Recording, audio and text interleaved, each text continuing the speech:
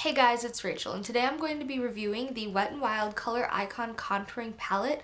I haven't heard a lot of people talking about this palette, and everything that I have heard has been more geared towards people with medium toned skin. So I thought I would share with you a review from the perspective of someone who has very fair skin. This palette, as far as I can tell, is only available at Walmart, and it's between $3 and $4. I'll put the actual price right here.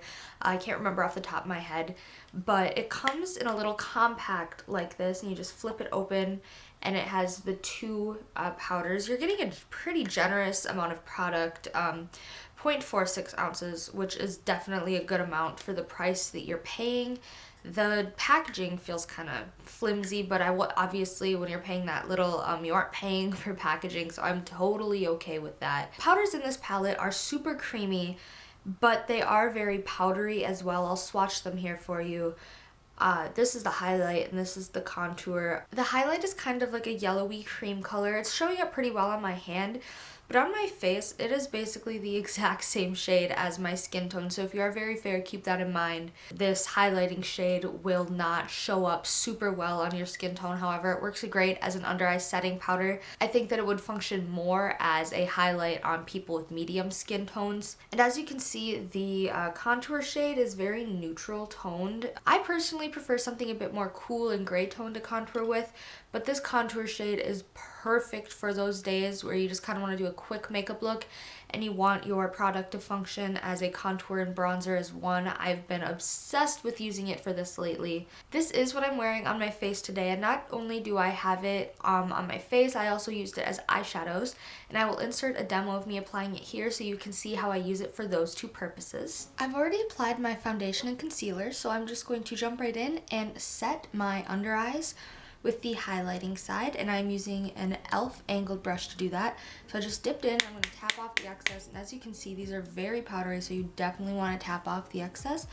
And I am just going to put this on my under eye to set my concealer. Now this powder is definitely the same color as my skin tone, so that doesn't necessarily have a brightening effect, but you can see it definitely mattified. I'm going to use this product on a slightly fluffy brush. This is the e.l.f. complexion brush.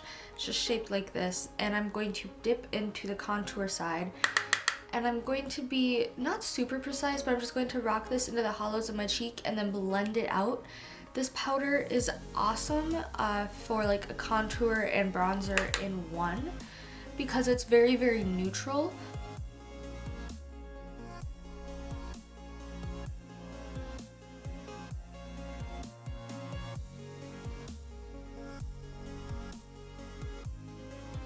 For the eyes, I'm going to do something very simple. I'm just going to pick up the highlight shade and pop that all over my lid, from the lid all the way up to the brow. And as you can see, this is honestly the same color as my skin, so it's just kind of giving a brightening effect to the eyes.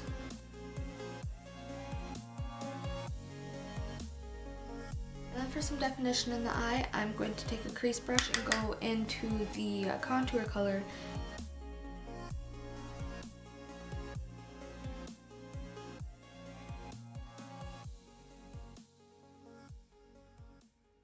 As far as lasting power goes on these, I don't notice any problems with them lasting. As eyeshadows, they aren't super long wearing, but just for like a simple workday look, or if you just want to go out and run errands, they function perfectly.